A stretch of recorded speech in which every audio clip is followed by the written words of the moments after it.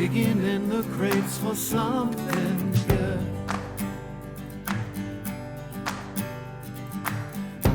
Hidden gems often misunderstood.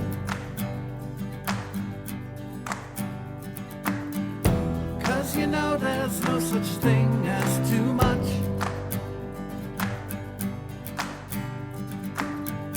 Miscellaneous important stuff.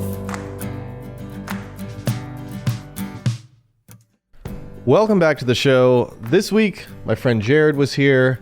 And Jarod, I've been trying to get him on the show for quite a while now. I don't want to say he's been dodging me, but it's just taken some time. It's taken a little bit of effort and asking a bunch of different times to get him on here. But I was so happy to have him here. He's someone I used to work with, somebody I've stayed friends with, and he's just a super interesting guy. He's lived all over. He's traveled all over. He's spent several years working in different countries, so he's got a lot of different stories. He told me a couple of them, and we just sort of hung out and talked.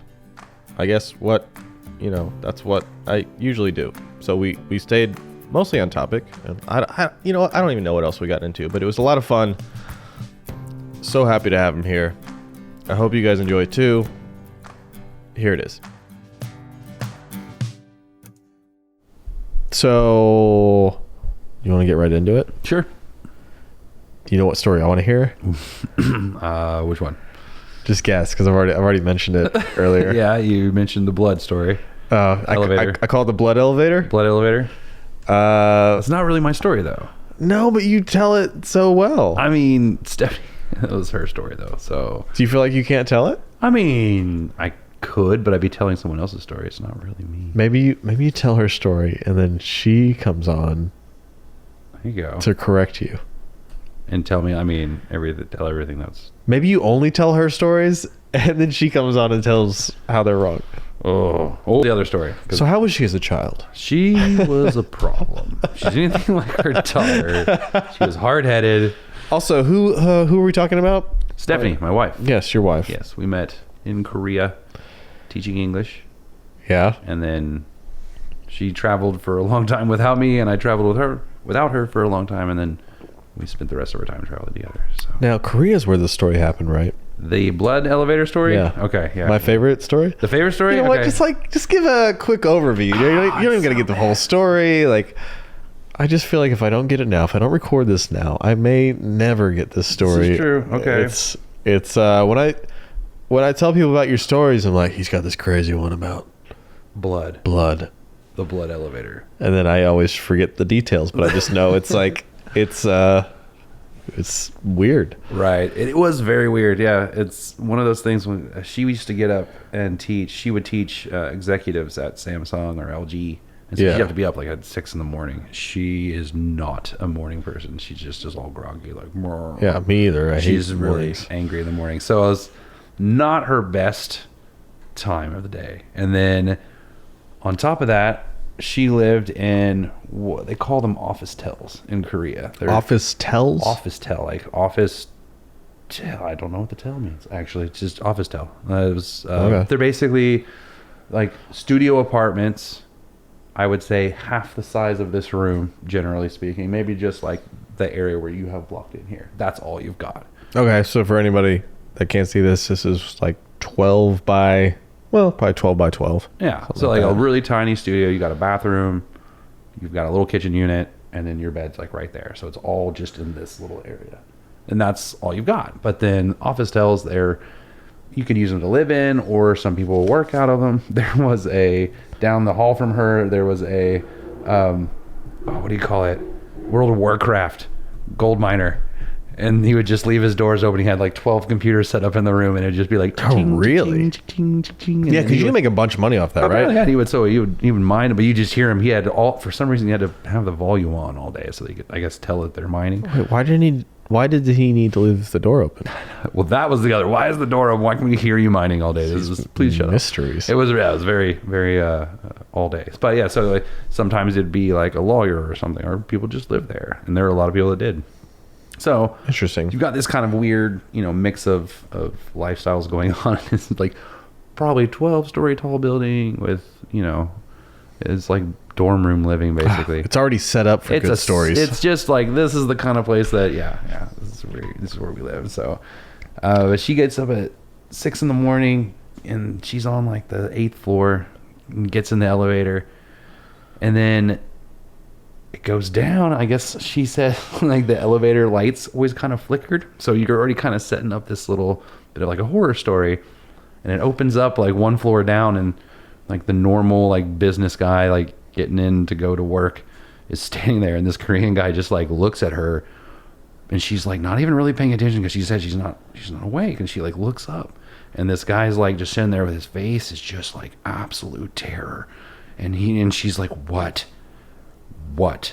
and he just like she's like, the door closes and he doesn't get on, and she's like, what the hell was that? Like still like kind of groggy, just being like, whatever, I don't have time for this shit. And he just goes down to the next floor, opens up again, and again the next guy's like, it opens up, there's another guy standing there in a suit, and he's just kind of like shaking his head, like not wanting to get on the elevator. And she's like, what the hell, get on the elevator.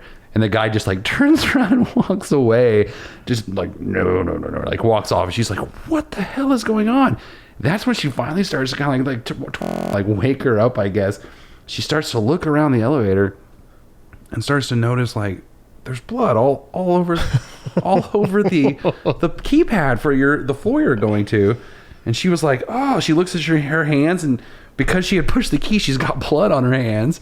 She looks down at the floor, and literally she's standing in like a half an inch of blood on the floor, and then blood sprayed all over the interior of this elevator. And she's just now waking up. And I just love thinking about what was going through that guy's mind that opens up, and there's just this like foreign white girl sitting in an elevator surrounded by dripping blood. And she's just like, get in the elevator. And he's like, runs off like, what? Wait, did she ever find out what the blood was about though? Yeah, so I guess like after that whole thing going, she was like, that was really weird. But then like gets out to go to her car and sees that there's a trail of blood going all the way back to the front doors.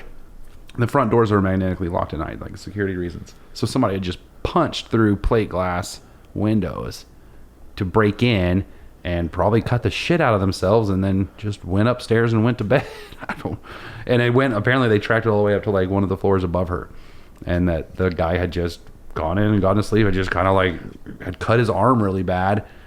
I mean, I'm surprised he's probably not if he went to the hospital. I have no idea. Yeah, if there's bleeding that much. It was a lot of blood apparently. And I mean, I saw it. It looked like somebody had dragged a body. But She could have done so much more with that if she would have been ready for it. if she had just realized and not been so like sleep deprived. She could have just stood there quietly and stared I still out. love thinking about the guy that whoever opens up this door to this girl sitting there like surrounded in blood. It's like your typical Japanese horror movie. That is what lights flickering, blood on the floor everywhere, like standing in a pile of blood. And then white, dark-haired, very pale woman, looks kind of ghostly. Don't tell Stephanie. What are you saying? We heard it here first. She looks ghostly. She's got translucent skin. Yeah, she doesn't tan very well. Well, it works great for a horror movie, though. It works great for that scene. Yeah. Lower your mic a little bit. Come like down. Come like down here. Go up. Oh yeah. Wait. Go lower. Right there. Lower. Right. And then like come over like here. around. Over here. Yeah, but move it to the there. Oh man, that's good. Lower it a little bit more. Oh yeah, that's it. How does that sound, everybody? You're creeping me out, dude. Oh yeah, right there. That's it. Oh, that's the spot. That's the spot. Oh, I feel it now. Do you have? So you got a lot of stories, as we just realized before we started recording. Well, you already knew that, but do you have a favorite story? Do you have a favorite story you want to tell? Because first of all, you've traveled a lot. You lived in other countries. You've had a lot of different experiences, and like you said, you could tell stories all day. But is there one? It's just like a fun one that sticks out to you. I'm having to think about it now. Or we could tell one that you already that we already talked about earlier. What did we talk about earlier? We talked about the girl. The bracelet girl. Oh, Bracelet Girl's pretty. Yeah, that one is just more inspiring. Like, Yeah. incredibly intelligent people can come from. Talk about that and make us all feel stupid. I mean, she made me feel stupid. Yeah, don't I think I'm a still feel guy. stupid. Like this girl. So, the backstory going up to this. I'm in Cambodia, at Angkor Wat.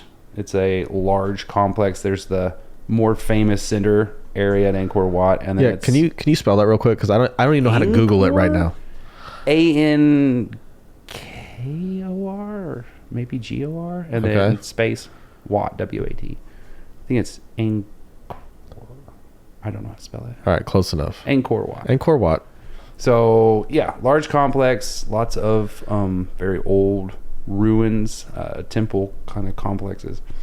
And it goes over a large area. So when you go into this Angkor Wat complex area, they take you to probably there's 5 or 6 different places that you can stop all around this tour. And then once you're in there, though, it's just basically tourists. There's nobody from the town is really allowed into this area. You have to pay a premium to go, or pay a price to get in. So very few locals are inside here. Well, every once in a while you see these younger children selling bracelets or little trinkets at the entrance to one of these temples that they drop you off of. So I'm probably back at like the 4th or 5th temple, and I don't even know which one it was. The temple wasn't actually that, this one in particular wasn't that big. It wasn't that interesting. There was just kind of like a like a little tiny house or something. It wasn't anything like that special. So I'm just waiting for my guy to be done with the other people who were kind of walking around this, and I'd kind of seen enough, and so I was just kind of hanging back. And there was this young girl, probably around 9 or so, Cambodian girl, who is selling bracelets to all the tourists that are coming in. And there's tourists just coming in and out, in and out. So I'm watching her, and she starts speaking German to this couple. And they speak German back to her, and she's like, conversing very fluently, it sounds like. I don't know German, but it sounded like she was able to hold on a conversation with them. And she sells a bracelet. I'm like, oh, okay, hey, she sold a bracelet. Good for her. And then like a French couple comes up, and she does the same thing, but speaking in French. And it sounds like she's holding her own. Yeah. And then Japanese and Spanish, and like just switching between all these languages. And she finally there's an English couple. They walk up. I don't know how she can tell. I guess just maybe their clothes. I'm not sure. Like she's just like, hello, like just starts speaking English to these people. They're like, oh, hi. Oh, you speak English? She's like, where are you from? I said, London. She immediately, I'm not going to try to do an English accent. Yeah, could you just try? Just a little bit. Just give me a... No. Like, no.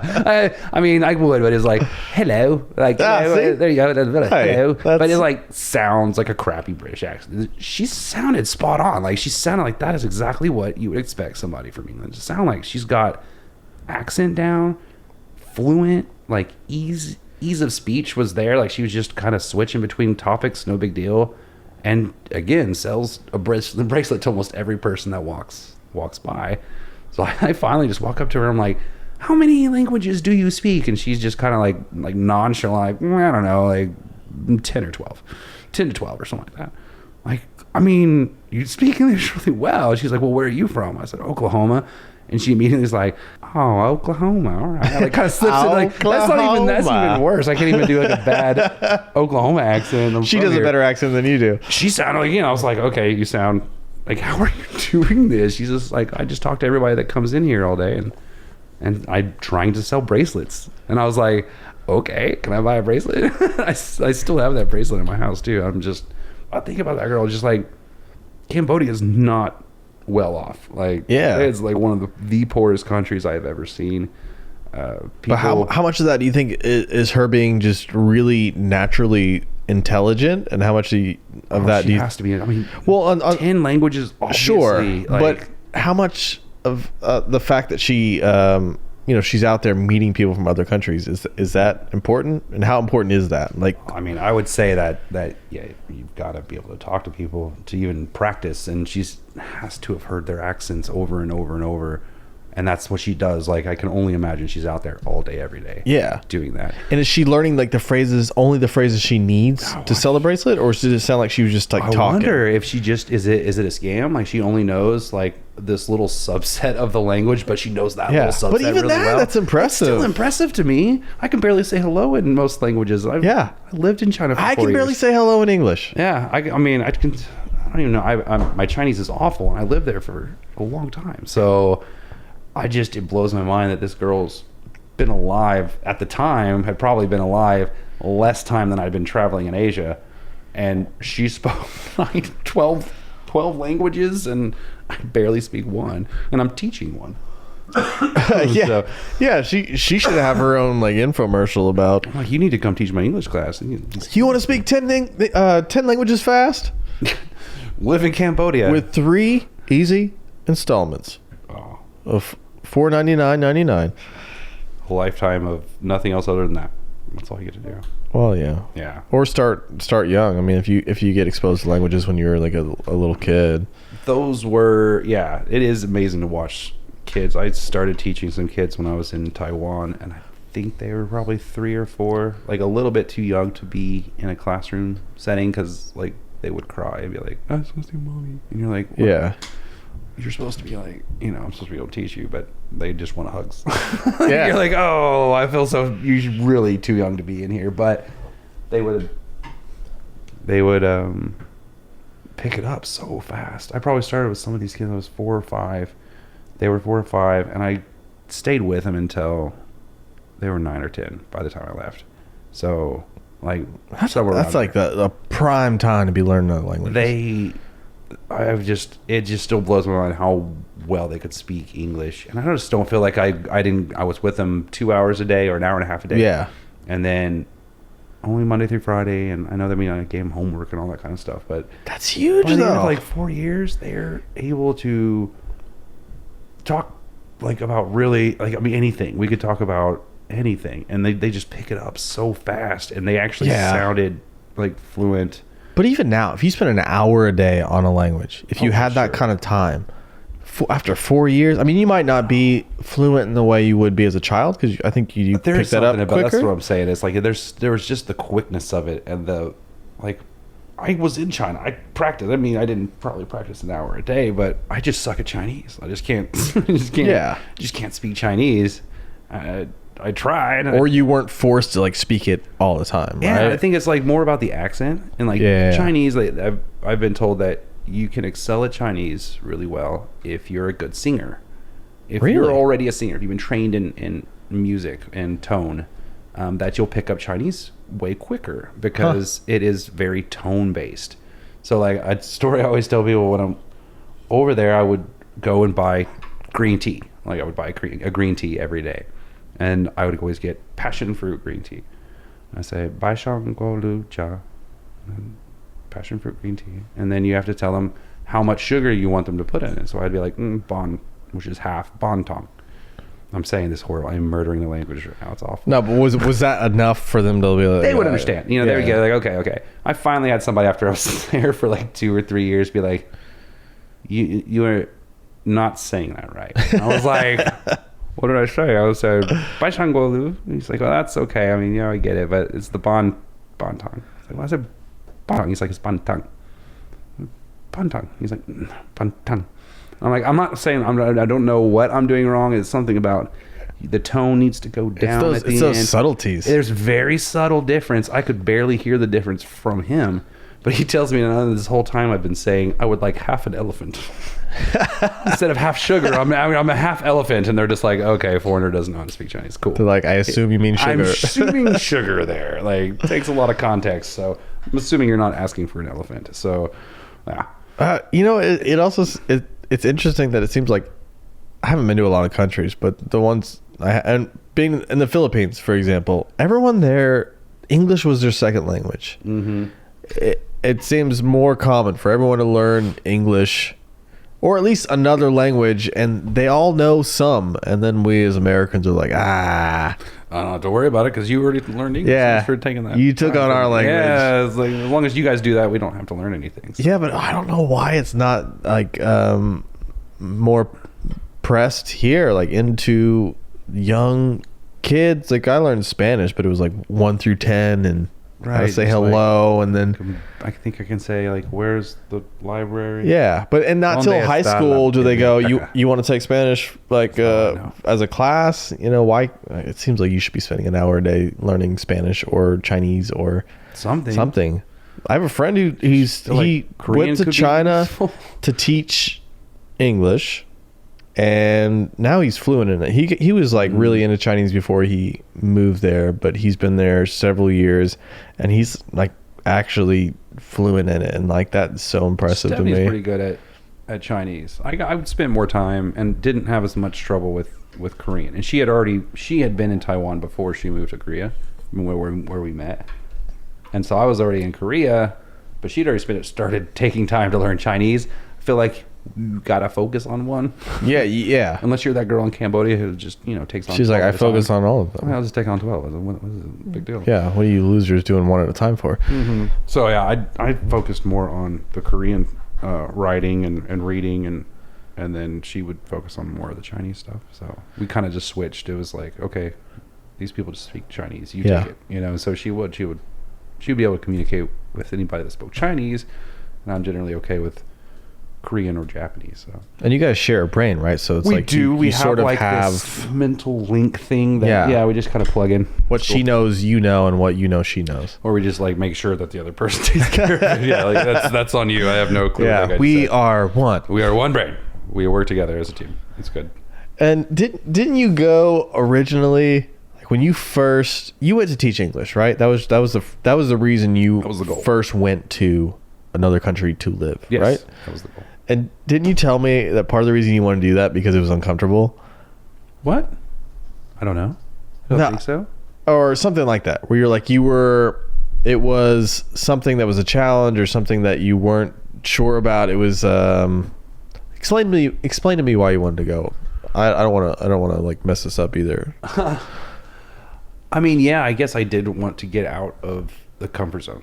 I guess if that's what you're saying. Like, Yeah, I feel like that's how you described it to me when you told me it was just that. like everybody. I just didn't want to do the same thing that everybody else did. Is like go to school, get a job, get married, do the thing. Like, I guess I just really wanted to travel, and I wanted travel to be a part of that and of my life, a central part of my life, and how to do that.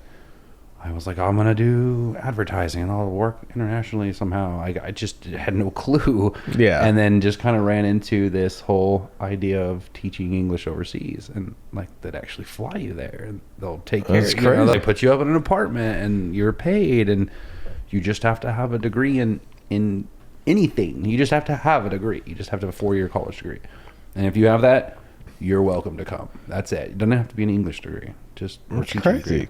And so I was like, well, that's cool. I want to do that. Like, I want to do something that while I'm working, like I could be in Oklahoma or I could go to like Dallas or wherever, just kind of be there. It's like, well, I'm just doing the same thing. It's like, there's nothing different. I just wanted it to be It's not exciting. I mean, I think, at the time I was like, it's going to be so different and so exciting. It was really very much the same thing. Like, Yeah, but at the you same go to the time- bar and you still like Sure, but in a different place. but you're in a different place. I'd say that in the end, the only thing that was really different in terms of like opportunity that you wouldn't do if you were just here or in any city. I mean, you still go to the store, you still come home, you watch TV, you Yeah. live there, and so, and then your city you're in, it just becomes your city. You just kind of know the ins and outs of it, and its little quirks, and so it's not a big deal. The only opportunity really that presents itself over like going to teach over there is that you can go to places like Australia or Beijing or Japan, or It's much easier, it's too. just easy. It's like an hour flight and you're in Thailand. Yeah. You're like, okay, sweet, like awesome, like where it's a 24-hour. You're traveling for a day to get over there, so you're very limited in terms of being able to actually see that side of the world. Yeah, it's much more of a hassle. Yeah. Like if I want to travel there right now, I'm like, well, I got to plan in advance. I got to be Right. ready. I got to have the time off. And you can do like just a little hour. Like I showed up in Thailand without any luggage at all and just whatever, I'm here. Like, Yeah, you just hang out for a while. Yeah, just hanging on the beach for a month. It was fine. Like, so you can do that while you're over there because it's just a little hop. You don't have to. You can take an overnight bag or whatever. Yeah, I feel like you can, just as humans, we can make anything normal. Like, you can go to prison and eventually it becomes normal. It becomes your life. Even though it's like uncomfortable at first, it becomes your world. Yeah. But it also seems like it's had even more of an influence on you than maybe you would even think because it was normal for you. Mm-hmm. But like it became such a like big part of your life, like what you are and what you turned out to be, and just like what you are now. Yeah. You know, because of those experiences, like just hearing some of your stories, I'm just like, man, yeah, it would be way different if you had never gone at all. If I never gone, I mean, one thing I've always like remembered is like when I was going over there, everybody would have, the culture shock. When you get over there, you're going to be shocked. It's going to be so different. And it was. It's very different. They have a very different culture. But I wasn't shocked because I just recognized it's different. Like, yeah. So you get there and you're like, oh, okay, yeah, this is weird. This is a little bit, I can deal with this. Okay, I can handle this. I can be fine. And so the shock's not really there when you go there because you're expecting it and you kind of prepped yourself like mentally. You're like, I know it's going to be different. The real culture shock is when you're over there for 7 years, 4 years in Taiwan and 2 years in Korea and then was like a year in between in Europe, and you come home and you expect everything to be the same because you don't come with that pre-expectation that you're going to a weird place now. Like, no, I'm not going home. You're like, that's home. That's what I know. Normal. You're like, no, but you have, like you said, like you've lived there and it's become normal. Yeah. So now your expectations of normality are way skewed, and you go home and you go, whoa, this place is fucked. And that's when the culture shock hits. That was the biggest shocking moment for me, was coming home. It was realizing how, I guess at that point you realize how much you have changed. Like, oh, I have changed. I guess I have changed because I didn't realize how much I had changed until I realized how much this is no longer normal to me. And this is home. This used to be home. That makes sense to me now because you're actually the second person to say that. I had Amy on here, and because she lived in Germany. Yeah, and she said the same thing. That is like coming home is like she has all these experiences, and like she's changed in a way, and like she can't really talk to anybody about that because they don't understand in the way she does, and it's just like home is different now. Yeah, and it's like weird little things, and like I didn't even feel like I had changed. I was still just me. Yeah, you're just a different you. You're an evolved you, I guess. Expectations, I guess. Yeah. Like, one of the biggest differences was coming here, and then I went to like Schlotzsky's or something. Like, I went to a sandwich place. I think it was Schlotzsky's, and I just ordered. I was like, I'll just have a medium Coke. That would be fine.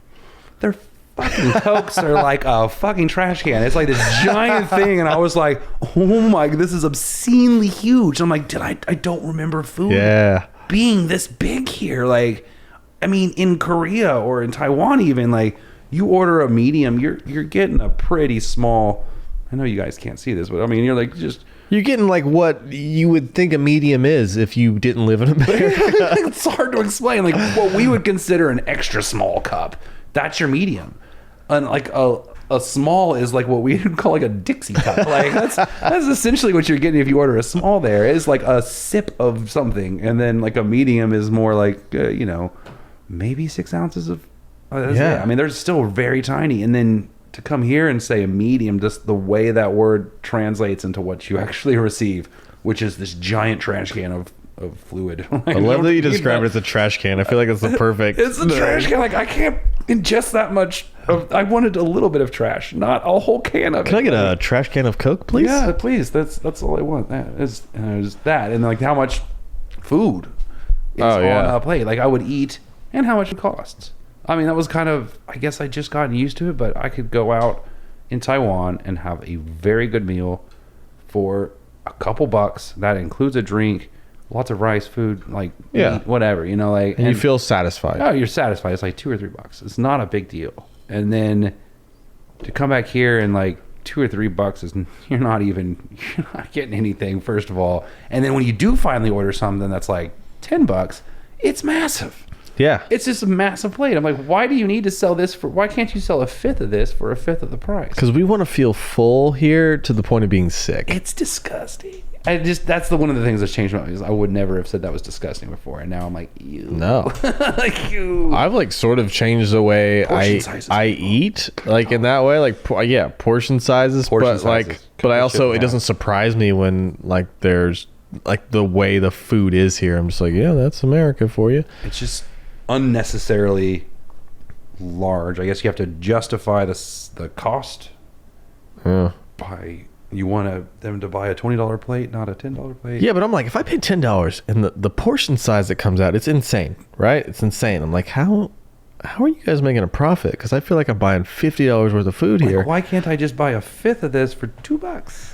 And that's Yeah. how. But then you have to run people through there. Like the amount of, you'd have to have 5 times the amount of customers. You're not going to get that. You're only going to That's get true. that number of customers. So your cost has to equal that. It's just the way the restaurant model is set up here. And I'm talking yeah. like these people I went to in Taiwan. They're in a little shop that's like on the side of the street, a little street food vendor. Yeah. For the most part, and some of them are actually in like, they kind of have a weird setup where like they live on the second floor, and a lot of time there's like a business of some sort on the bottom, like a little ramen shop or something like that, that would just take up like half inside the building and then half on the street. Yeah. You know, so it's kind of half and half, but they have an indoor area.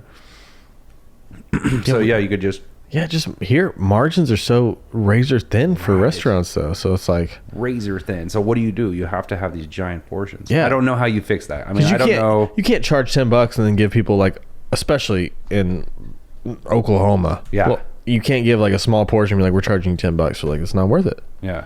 I want to feel like I'm dying after I eat. Fucking spend that much money. Yeah, And then all of I'm- a sudden it becomes which is first. Like I'm paying more money because I want more food, or the food is being increased in size Yeah. so they can justify charging more. Yeah. Which comes first? I don't know. This is something we're not going to figure out. We're not today. going to figure this out. We're not going to solve this. There's no way this is getting solved. It's just something I recognize. Like, holy shit, portion sizes in America are insanely Yeah. off the charts. Also, the friend I was talking about that lives in China, he told me the same thing. It's like this, like it's just so much different here. It makes so no much sense. different. Yeah, it's so much different. So yeah, there's just a lot of that. Was where the culture shock came in. That's why we are an obese nation. I mean, it's part of it. It's I'd not, say it's that's not a the big- only thing, big but chunk of yeah. it. When like you go out to eat, and Right. it's really easy to gain weight if you go out to eat every day. Yeah, and it is. Yeah, I agree. It just makes it hard.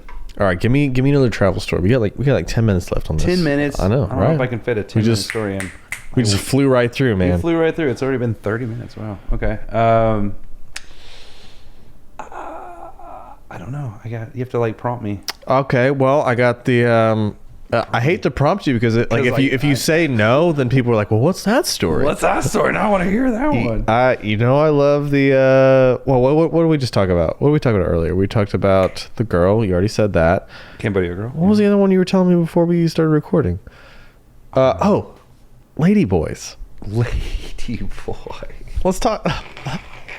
That's the one you want me to talk about? Okay. I don't know. It was the first. It was the one that came to mind. It was the first one. You that know hit what your head. though? It's really interesting. It is interesting. Super interesting. And I mean, God, this is one of those that you're like, to me, it's like, It sounds like it could get really mean and disrespectful, but it can, like, it's really hard to talk about it because it's like, that's what they do. That's how they make that's their what I'm money. saying. Like right away, just from you telling me that story, I'm like, it's very interesting, and it didn't feel like you were being Okay. inappropriate at all. It's just like what you saw Right. and what you experienced. Like that was very interesting to me, especially since the way they handle that there versus the way we talk about it here. It's And I'll opposite. preface it all this with, this is my understanding. I'm not just, from talking to people, but from being there and, experiencing it a little bit, is that, it's a big part of their culture is the ladyboy. They have in Phuket, where I was staying the first time I went. Did you go to visit or were you? I was visiting. No, Okay. I never taught there. But I was Okay. I just went down to visit. And Phuket, Thailand is one of the kind of center places for like lady boys and that thing. And that is like the term, right? Like that's I think that's the common. term. Yes, that's I've the heard common that. term. I've heard that. Yeah, that is the common term as far as I know. Like they have ladyboy shows and stuff like that, and so you can go and see these women who are men but have had sex changes to be women. But it's like they take it Oh, a lot. They're trying to be the most beautiful woman. So it's like they're shaping not just like they're not just getting just a boob job or something. They're shaping their entire body to be thinner, have thinner cheeks, or like they're shaving down their jawline, or there's like some pretty serious surgery to go through. It's no small amount of surgery. And that's also, is it, what's the price tag or something like that? I have no idea. I mean, it can't be cheap. I Well, would but imagine. I'm wondering, is it the same there as it would be here? Because you do that here, it's like $100,000, Oh yeah, right? no way. There's I think there's nowhere close to as expensive there. Like it's probably going to be more affordable for people in Thailand because it's pretty common. But then they can also make a ton of money, so they do it. And my understanding is that there's when there's a ladyboy, when you have a man in the family who's decided to become a ladyboy, the family's proud. They want that. And it's very common. That's a good way to bring money into the family, and they can trust that that's not going away anytime soon. So just in terms of economics and what's happening in their real world every day, that becomes a viable solution to surviving. Man. Yeah. But is that more profitable than just being like a woman? And Oh, I doubt the women make quite as much. why is that? That's what I'm saying. That's the whole. I hate to use the term like freak show, but it kind of has that feeling to it where it's like you go there and you see this sex show or something with a ladyboy. It's Like a novelty? novelty kind of thing, and so it pulls in more money. It's more attractive, and there's a lot of people that go there just to be with a ladyboy. So I mean, it doesn't stop at just like a show. Yeah. Not all the time, obviously, but like it can go into more like areas. So I mean, yeah, it just is one of those things that it is everywhere. Like everywhere you go, So interesting. you can't walk down the street without having somebody, especially if you're a man, walk down the street without being like offered massages or like proposition. constantly propositioned. And most of them are very beautiful women, but they're not women, or they're not all the way women. Yeah. But Now, we're not talking like gender identity here. We're talking their gender. I do think that they're, for the most part, their gender is male.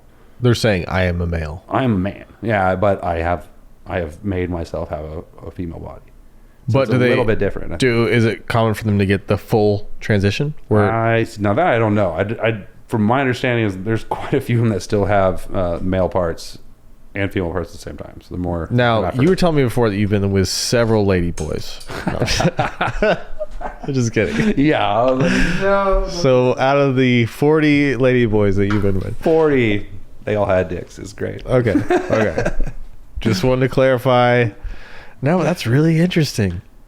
Yeah. Because that would not happen here. I mean, maybe Not someday. to this extent, and I think that's. I mean, there's like communities for it, or you really. there are communities. There are. You can go to Vegas, and I'm sure they have something of that sort there. Right, but here it's more about someone saying I'm a man, but I feel like a woman, so I get the transition. It doesn't seem like there's a lot of Totally. people that are just like, I don't think that's their driving. that I want to make a for it. living. No, I don't think it has to do with their gender. That's what I'm saying. I don't think it's gender based. That's interesting. I think it is more about money. It's about making a living and being able to stand out in an otherwise very crowded area. Yeah, it's just so interesting that it's accepted, because here it would be all about religion immediately, like you Instantly. Yeah. And I do feel like there is, well, maybe just a lack of that bias in their religious, because they are still very religious people, but Yeah. I just don't, maybe that doesn't translate as much. where they're religious but they still accept it. They're like, well, we got to make Right. money. It's like, and culturally it's just not a big deal, I guess, like, or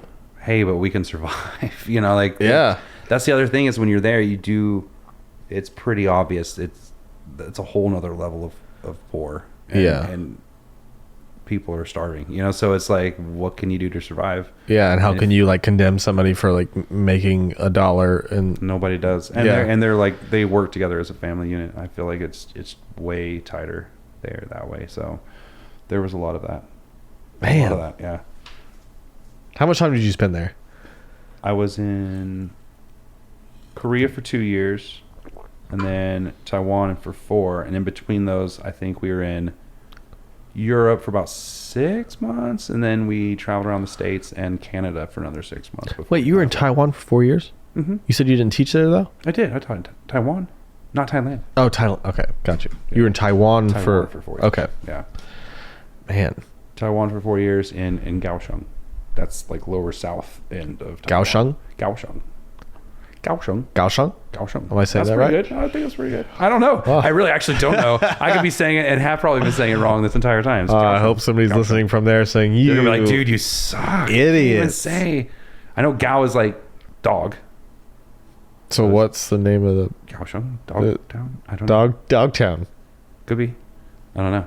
But I don't think it. I think I'm saying it wrong though. I might be saying dog and I shouldn't be. So I don't know. Okay. Yeah. Like I said, I suck at Chinese. What can I say? Yeah, I don't. I've always wanted to learn another language, and I feel like maybe there's going to be a point in my life where I have that time. It would. The only way that would ever happen is if I'm able to make money working like 10 hours a week. That's what I'm saying. Right? That's what you do there. You teach English for about 12 hours a week, and then you got all this extra free time to travel. That's what I want to do in America, though, and then I can travel. I see. I'm not like against going somewhere and teaching English. We already talked about how expensive our food is here, so Right. I just do like that. so you got to make more money to Yeah, make that work. exactly. But I don't know. Someday. Yeah. Someday. I'll figure it out because I was just thinking about that yesterday, like how important that is if you because we do have our work week is not normal here. The 40 True. hours, 50 hours, 60 hours or whatever is required of you. Whatever it takes, yeah. If it was like 20 and you had all these other hours in a week to pursue things that you actually like and are passionate about and you live a more fulfilling life, you probably have happier people. But Yeah. what do I Probably have know? less mass shootings too. Yeah. Oh, the timer's going off. Nobody can hear that except for us. But okay, that was 40 minutes. That went by really fast, right? Yeah, it was really See, quick. this was easier than I feel like you even thought. I don't like hearing my voice, but I love hearing your voice. Everyone loves hearing your voice. Yeah, That's really nice. you got a good nice. you got a good podcast voice. Thank you. Yeah, we should come back on. I don't know. I'll come back on. When? This was fun. Okay, good. I don't know when that'll be since you're moving. Tell you you're moving away from me. the full moon party story. Full moon party story. Oh, I know that. I know that story. Yeah. Full moon party. Yeah. And That's then- on the fireworks shooting everywhere. No, Which story is that? That's Yen Shui. It's the firework festival in Taiwan. I love there's so many stories where you're like, no. No, that's like, Yen Shui. And then, the full moon party is in Thailand. It's a Thailand. Is that with Happy Pizza? No, that's Cambodia. Good God, how many stories have I fucking told you? All the good All the good ones, yeah. You got some of my favorite stories. It's Yeah, good. we'll have to come back and do it again then. Yeah, let's do several. Some just like, we'll be in touch. There you go. Okay. Well, thanks for coming on. Thank you very much. I will talk to you as soon as I hit stop. Okay.